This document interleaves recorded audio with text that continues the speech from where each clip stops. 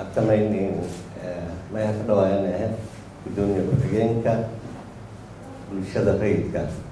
ama SOSCENSA yaa ka dhawaayana Cali Maxamed Yusuf tafadhal.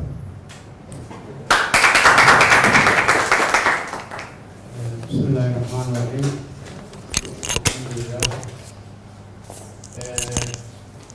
runtii eedayeeda ama suntin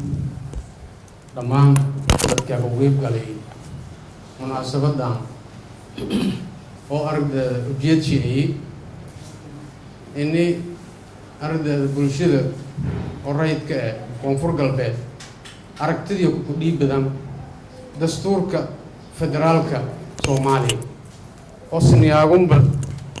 hay dastuur luwadi oo lagu shaqeeyay saas darteed wayba muhiim dastuurka maadaama Soomaaliya oo dhan ku dhaxeey inuu matalana wala row oraah ama contribution wala ka soo inuu ku jeesan inay dastuurka say ku ernoonno wala ayuu ku qabno saas darteed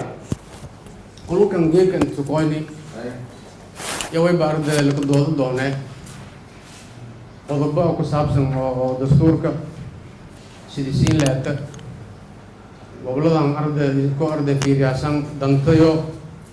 dhaqanyo diinta isku meel badan fiiriyaasan inay walaal arday araha ama arday fikrada isku qabtaan ku jeedintan ya arday ya ka saabsan yihiin hadii ilaahay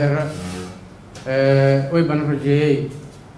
inay intuu loo arday oo walgorada suqooyi iyo mas'uuliyiinta intan ila fadhiyo oo odayaasha dhaqanka weeyeen meelo waxa ku baahan doonaan natiijo fayla taasoo arday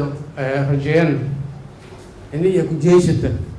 hab socodka iyo dib u eegis dastuurka galanweyn ku jeeshata hadalka mabadiyaw way baahan koobay iyada arday ma santiin mar lamaad iyo mar saddexaad nin furunye way baahan mahad naga faday run ahaantii guud ahaan dawlad goboleed koonfur galbeed